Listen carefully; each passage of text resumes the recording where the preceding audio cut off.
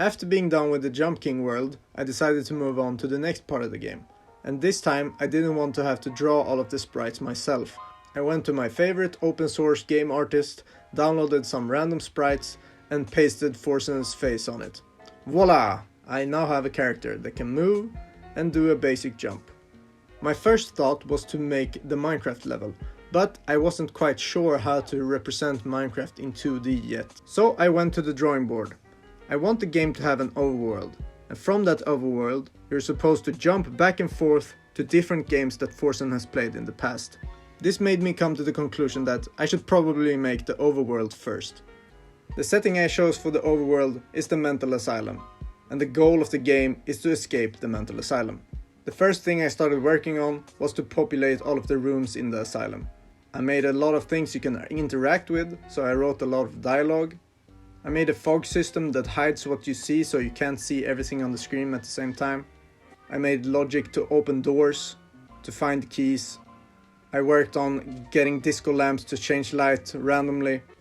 And when I felt I was done with the basic parts of the asylum, it was time to link the scenes together. So I made a menu where I can access all of the different levels. This is not how it will look like in the finished game, you will only have one play button. This is just very convenient for me as a tester. Then I actually linked the scenes together, so now you can go from the asylum to the Jump King level and then back. And then I made sure that all of the saved progress was saved between the levels so that no bugs are found. So that forsens can't break the game like he usually does. And the final thing I did was start working on the Boshy level. I'm still not quite sure how I'm gonna represent Minecraft in 2D, but I think I have some ideas. But Boshy is very easy. I just copied the movements of I want to be the Boshy and I gave him a gun. And that's how far I've gotten so far.